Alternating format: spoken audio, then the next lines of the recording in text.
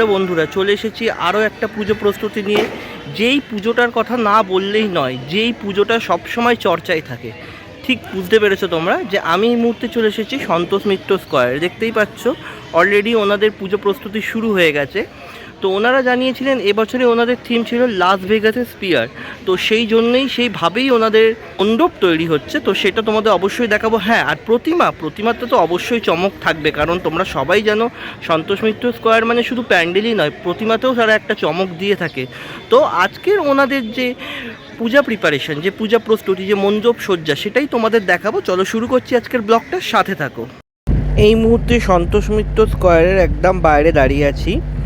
এইবারে ওনাদের একটু ভেতরে ঢুকে তো ওদের পূজা প্রস্তুতিটা তোমাদের একবার দেখাবো। তো চলো একটু ভেতরে প্রবেশ করা যাক। তো বন্ধুরা, এই মুহূর্তে সন্তোষ মিত্র স্কয়ারের একদম ভেতরে প্রবেশ করে গেছে, যেখানে ওনাদের প্যান্ডেল তৈরি হচ্ছে। তোমরা দেখতেই পাচ্ছ ওনাদের যে প্যান্ডেলটা হচ্ছে, এখানে কিছু বাঁশের কাজ, আর বাঁশের বাইরে দেখো লোহা স্ট্রাকচার আছে। তো বুঝতেই পারছো যে প্যান্ডেল যেটা হচ্ছে কতটা শক্তপোক্তভাবে বানানো হচ্ছে।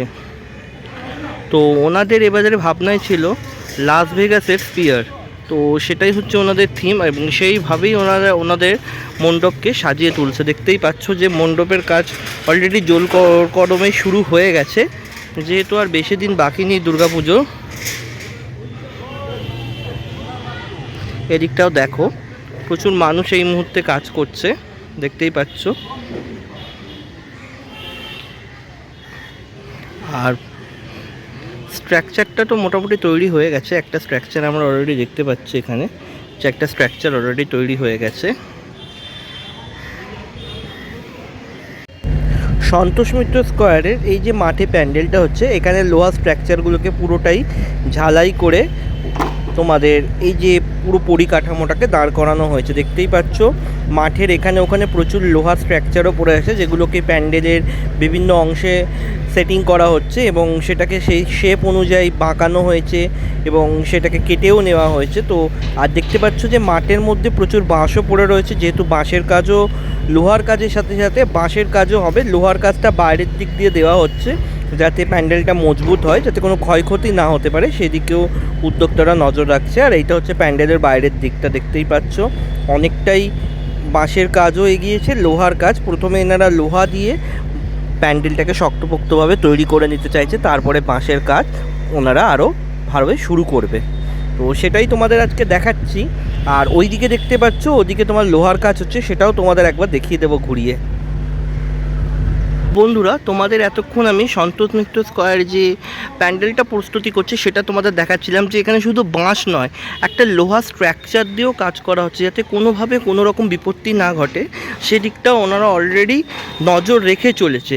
তো আমি তোমাদের একবার কাছ থেকে দেখিয়ে দেবো যে কিভাবে ওনাদের মণ্ডপটা সেজে উঠছে। দেখো এই যে তোমরা দেখতে পাচ্ছ এই যে কাঠে এই জিনিসটা, এটা কিন্তু টোটালি হচ্ছে দেখো লোহা। এই যে পুরো লোহা স্ট্রাকচার দিয়ে ওনারা অলরেডি ঘিরে দিয়েছে। আর ভেতর দিকেও দেখতে পাচ্ছ তোমরা, নিচের দিকে দেখতেই পাচ্ছ লোহার স্ট্রাকচার অলরেডি করা হয়েছে। আর এই ওপর দিকেও দেখো যে প্যান্ডেলের বাইরে যেটা বাঁশ আছে, বাঁশের বাইরে অলরেডি দেখতে পাচ্ছ যে তোমার একটা লোহার স্ট্রাকচার দিয়ে বানানো হয়েছে, যাতে কোনো বিপত্তি না ঘটে সেই দিকটা অলরেডি নজর রাখা হয়েছে। তো সেটাও তোমাদের একবার দেখিয়ে দেব। এই দেখো এইটাও হচ্ছে কিন্তু, আবার শুনে বুঝতেই পারছো যে এইটাও লোহার অলরেডি কাজ হয়েছে। এইদিকে দেখো বন্ধুরা, যেরকম বাঁশ পড়ে আছে তোমরা দেখতে পাচ্ছ, এই যে বাঁশ যেরকম ব্যবহার করা হচ্ছে মণ্ডপ সজ্জার কাছে, সেরকম এখানে দেখো লোহার স্ট্রাকচার, যে লোহার স্ট্রাকচারগুলো আছে কিছুটা ইউ শেপ করে বানানো হয়েছে। এই দিকটাতেও কিছু ইউ শেপের লোহার স্ট্রাকচার বানানো হয়েছে, যেহেতু পূজা মণ্ডপটা হচ্ছে অনেকটা দেখতেই পাচ্ছ ইউ শেপের মতো, এই স্ট্রাকচারগুলোই সেখানে ইউজ করা হচ্ছে।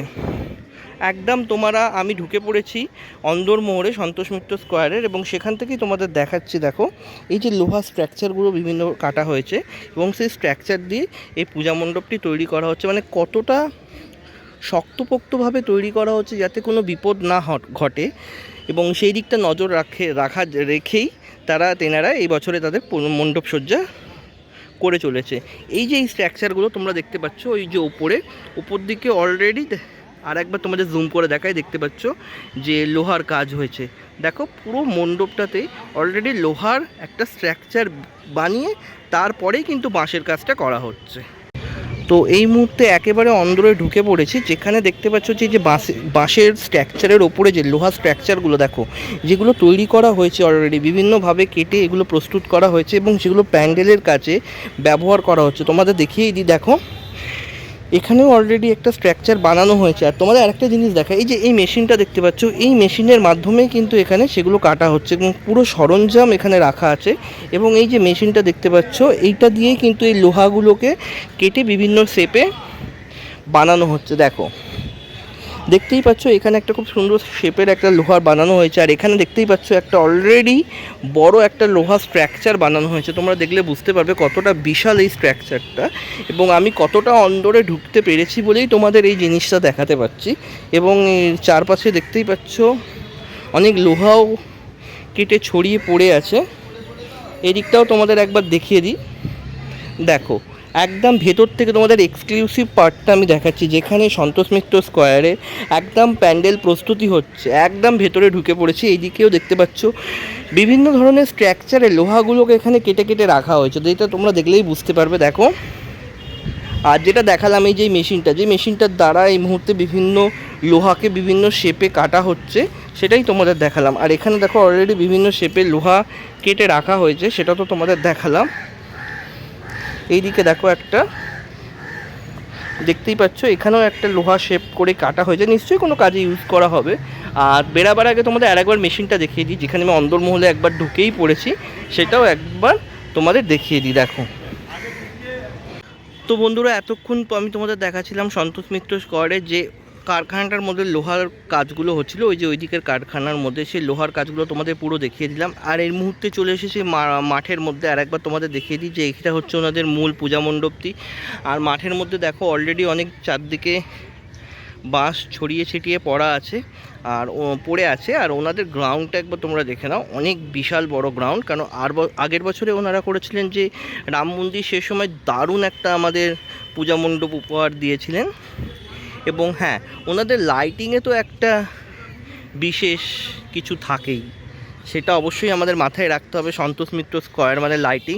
তো অবশ্যই আমরা আরও যত ওনাদের কাজ এগাবে সেটা তোমাদের দেখাবার চেষ্টা করব। তো অলরেডি আজকে এতটাই দেখাতে পারলাম তোমাদের।